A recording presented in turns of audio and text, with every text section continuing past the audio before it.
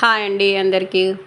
ఈరోజు వచ్చేసి కొంచెం డైటింగ్ చేసుకుంటూ వీక్ అవుతా అనుకుంటారే వాళ్ళకి ఇవి కొంచెం హెల్ప్ఫుల్గా ఉంటాయండి. ఏంటంటే సగ్గుబియ్యము, మొలకలు, స్ప్రౌట్స్ రెండింటితోటి ఒక చాట్ లాగా ఈవినింగ్ డైటింగ్ చేసే వాళ్ళకి కొంచెం ఏదో ఆయిల్ ఫుడ్ లాగా అలా సమోసా, బజ్జీ అలా ఏదో తినాలనిపిస్తూ ఉంటుంది.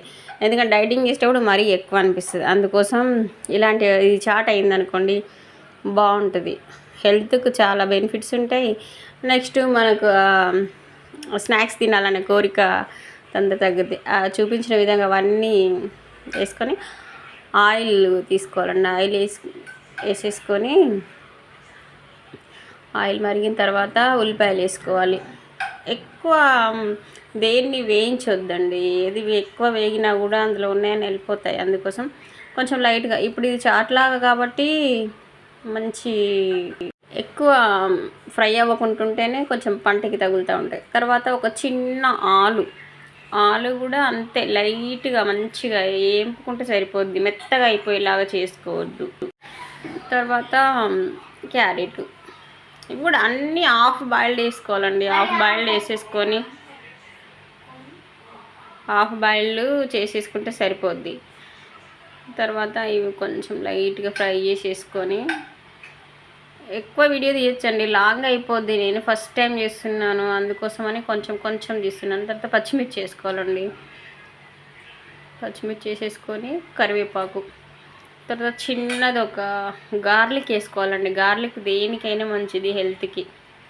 అందుకోసం గార్లిక్ చిన్న ముక్కలుగా కట్ చేసుకొని వేసుకోవాలి. ఎందులో అయినా గార్లిక్ వాడితే చాలా మంచిది. గార్లిక్ అంత బెనిఫిట్ ఇంకొకటి ఉండదు. అంత హెల్త్కు చాలా చేస్తుంది.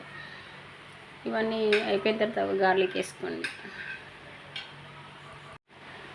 అది కూడా కొంచెం లైట్గా ఫ్రై అయితే పంటకి తగులుతూ ఉంటుంది, బాగుంటుంది. తర్వాత ఇవి స్ప్రౌట్స్ వేసుకోవాలండి. స్ప్రౌట్స్ వేసేసుకొని కొంచెం ఫ్రై అయ్యేలాగా వేపేసుకోవాలి. మంచిగా మనం ఎలాగైతే డీప్ ఫ్రై కావాలనుకున్న వాళ్ళు, కొంచెం ఎక్కువ క్రిస్పీ తగలాలనుకున్న వాళ్ళు కొంచెం ఎక్కువగానే వేపేసుకోవచ్చు. కొంచెం లైట్గా ఉంటే చాలు, మంచిగా అనుకుంటే సరిపోద్ది. హెల్త్కి మంచిది. మెయిన్ ఎక్కువ డీప్ ఫ్రై చేయడం వల్ల పదార్థాలలో ఉన్నాయన్నీ వెళ్ళిపోతాయి. ఇప్పుడు హై చేసుకొని కొంచెం ఫ్లేమ్ తక్కువ చేసుకోవాలి. తర్వాత సాల్ట్ వేసుకోవాలి. సాల్ట్ వేసేసుకొని ఇంకా మంచిగా సాల్ట్ అన్నిటికి పడతాయి అన్నమాట. కలిపేసుకొని ఇంకా ఇవి సగ్గుబియ్యం ఉన్నాయి కదా, అవి వేసేసుకోవాలి. అవి వేసేసుకొని ఇంకా మంచిగా అన్నీ స్ప్రెడ్ అయ్యేలాగా కలిపేసుకోవాలి. కలుపుకున్న తర్వాత ఒక నిమ్మకాయ చెక్క తీసుకొని, ఒక హాఫ్ నిమ్మకాయ అయితే సరిపోద్దండి. హాఫ్ నిమ్మకాయ తీసేసుకొని గింజలు తీసేసుకొని పిండి వేసుకొని మంచిగా కలుపుకోవాలి. కొంచెం కొత్తిమీర వేసుకొని కలుపుకొని కొంచెం మొత్తం అన్నీ కలిపేసుకోవాలండి. అన్నీ ఫుల్గా మిక్స్ అయ్యేలా కలుపుకోవాలి. కలుపుకున్న తర్వాత ఇంకా మూత పెట్టేసుకోవాలి.